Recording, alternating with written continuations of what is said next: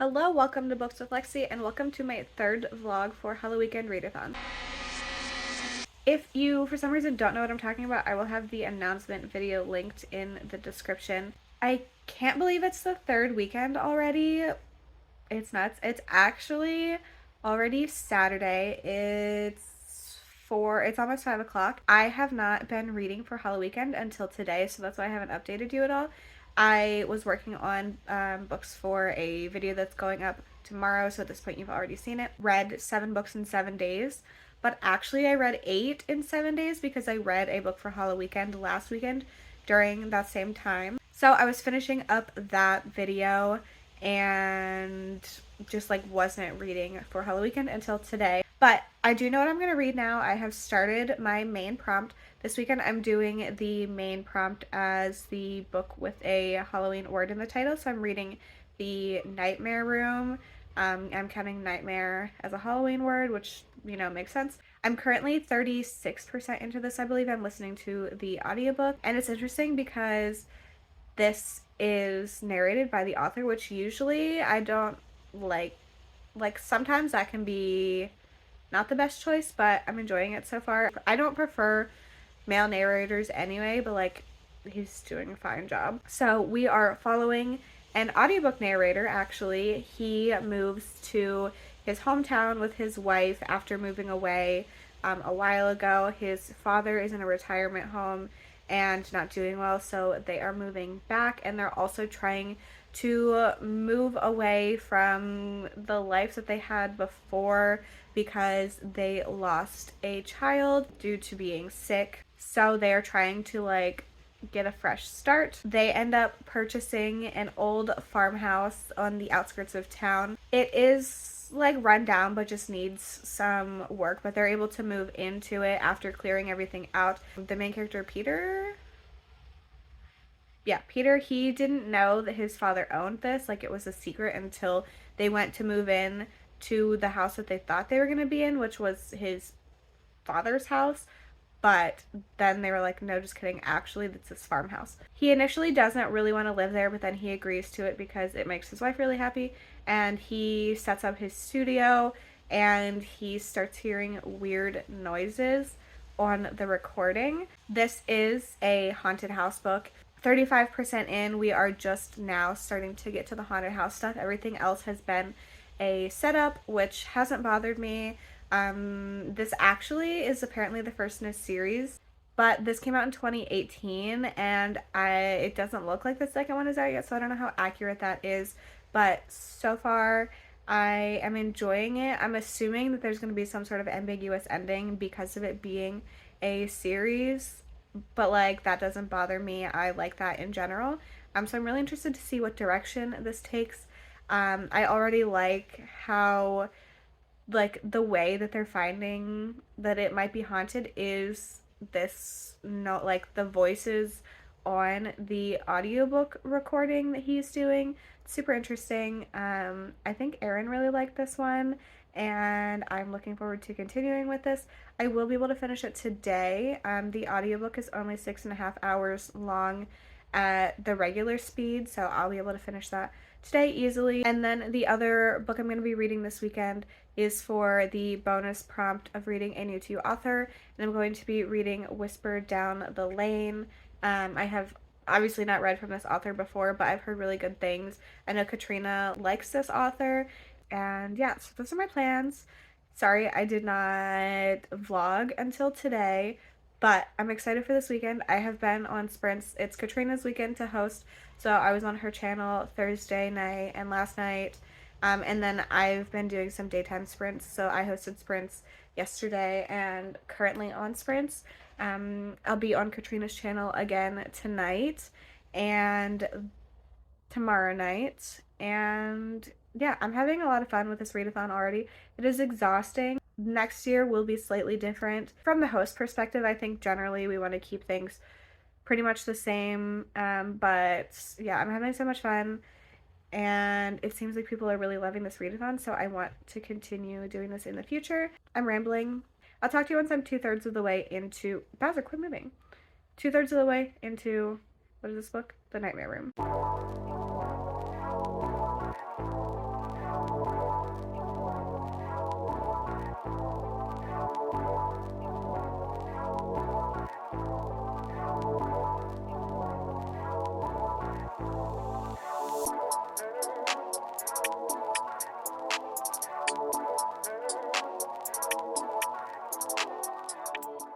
Hello, if you can hear a weird noise, it's because you are on my laptop and it is 12:30 at night and I'm on sprints. I'm having so much fun, but I am so tired. I pretty much was live for 12 hours. I had a 2-hour break earlier, so it's been a long day, but it's been very fun. And I have finished, what is that book called? The Nightmare Room. Yeah, I finished it, I don't know, a while ago. And I really enjoyed it. I'm giving it 4 stars. I really liked the plot and where it went. It was really interesting.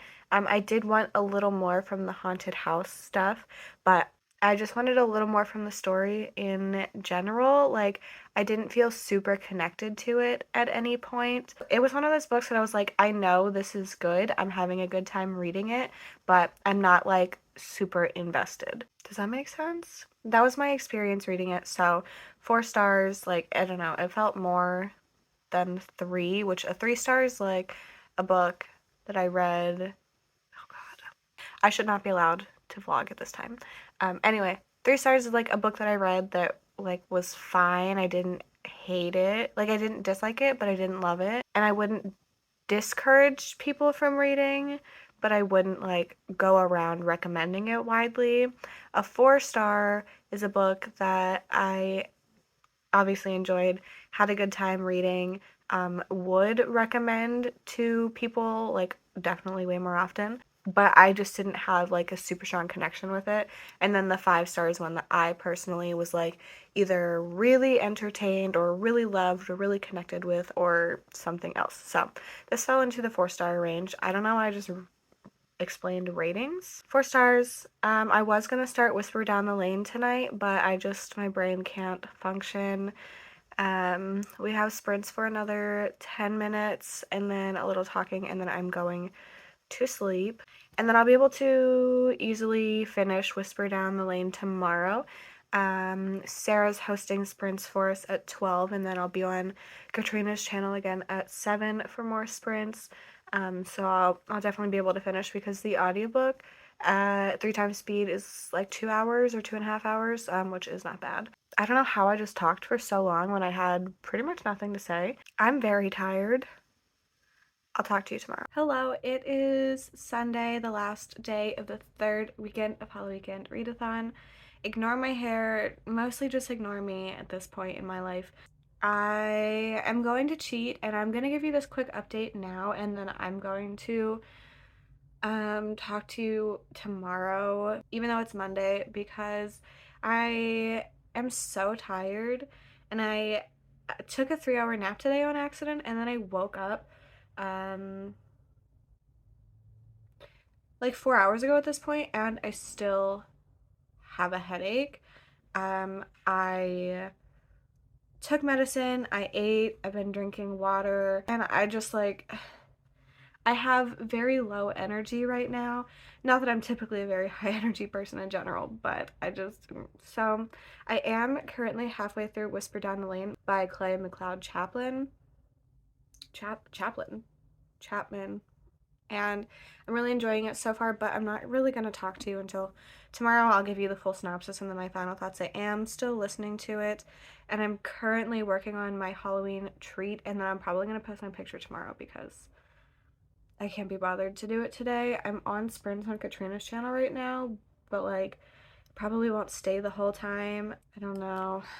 We'll see. My head just hurts and I kind of just want to lay in the dark. I'll talk to you tomorrow once I finish this book with my final thoughts.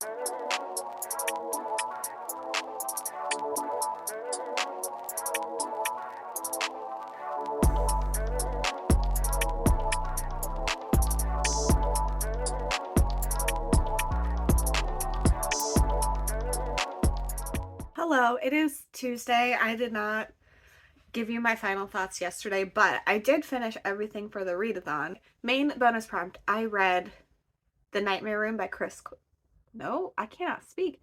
I read The Nightmare Room by Chris Sorensen. This I enjoyed. I gave it 4 stars. And then for the bonus prompt, I read a new to me author, and I read Whisper Down the Lane by Clay McLeod Chaplin, and I gave this one 4 stars as well. It's very interesting that I picked these two books because they're very similar in weird ways. I can't tell you why without giving spoilers, but like there are some plot things that are almost exactly the same in both of these, and it's really, really weird.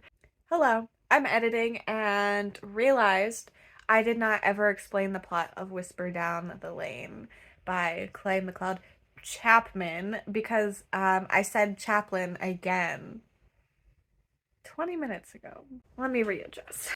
This is a book that deals with like satanic panic in the 80s, 90s, whenever that happened. And we are following two timelines and characters. We are following Sean in the past. He is a 5-year-old and he is the one dealing with this satanic panic stuff. He kind of gets roped into confessing things that are not completely accurate, and things snowball from there, like extremely. And then we are following Richard in the present storyline, and he has moved to the town where this all happened in the past. He's a teacher there, and some things start to come up that have to deal with the past storyline. So yeah, that's the very basic thing. The whole book is dealing with the whole satanic panic stuff. It's really sad because children are like forced into confessing things because they feel like that's what adults want them to do. Like it's devastating. And just seeing how lives are ruined because of this. Just, oh, it's a lot. But that is the basic premise. So sorry I didn't really vlog this book, but I was having a rough weekend. But this, I never gave you my final thoughts on. I guess I said it was 4 stars. I enjoyed this. I liked how it went. I do think it was somewhat predictable. I will read more from this author. I thought this was a mixture of fun and sad, and it was just very interesting to read about this satanic panic stuff. Also devastating because it dealt with like 5-year-olds and just it was a lot, but this was really good. I will be picking up more from this author in the future. If you do have Audible, this is one of the like included audiobooks, so you can get this one and listen to it without a credit if you're interested. Yeah, I do think that some of these things were predictable, some were not, but I generally had a really good time with it. I think this was my most successful in terms of both books for Halloweekend because the first 2 weekends I had a 3-star book. What did I read the first weekend? I don't know. Oh, I read 2 novellas the first weekend, Benny the Cannibal King and Below. So that was 3 and 4 star. Then last week I had a 3 and a 5 star, but that 5 star is like a 5 star, you know, it's one of my favorite books now. And then I had 2 4-star books. So generally things for Halloweekend are going very well for me. This upcoming weekend, I'm gonna be reading Host Favorites, so stay tuned if you want to know why I'm laughing about that. Oh gosh, very funny. Anyway, I'm very much looking forward to this upcoming weekend. It starts in 2 days. If you are not already participating, what am I saying? If you are not already participating in Halloweekend Readathon, it is not too late. There are multiple ways you can still choose to participate, and it's like, if you don't complete all 5 prompts, it's not a big deal. So there's some info on that on our Instagram, which will be linked below. There's a Discord, which you can join. This coming weekend, Sav from Riveting Reads is the main host. So we will have sprints Eastern times, Thursday night, Friday night, Saturday night, Sunday night, Friday afternoon, Saturday afternoon, and Sunday afternoon. Not all of them are going to be on Sav's channel because she has a life, unlike me. So yeah, very much looking forward to that. More sprints, more hanging out with friends, more interacting with people. Also, if you're not aware, on my channel on October 29th, it's a Saturday, starting at 5 p.m. Eastern, running till 5 a.m. Eastern, we will be having a Halloween slumber party. There's going to be guests, there's going to be games, there are going to be some like reading sprints throughout, just so mostly we can have a break from chatting the entire 12 hours. But if you have any ideas for that or something you'd like to see specifically, there is a channel in the Discord where you can give some suggestions. I can't believe we're over halfway through Halloweekend readathon already. But it's going very well for me. Oh, I forgot the activity and photo prompts. So the activity prompt I completed was to eat a Halloween treat. So I made an Oreo pie, and then on the top I decorated it with an attempt at a bat and a spider. So here's a picture. And then my photo prompt was my current read, Whisper Down the Lane at the time. My current read and the picture of the treat. That was the prompt that I completed. Links to all Halloweekend information and the co-hosts will be in the description. If you are new here, don't forget to subscribe. I post 3 videos a week and host reading sprints as well. If you made it the whole way to the end, please leave me. I don't think there's a pentagram emoji. Okay, if you've made it to the end, leave me a bunny emoji for this little guy right here. And that is it from me. I hope you enjoyed this video. Thank you so much for hanging out with me, and I hope to see you in my next one. Bye!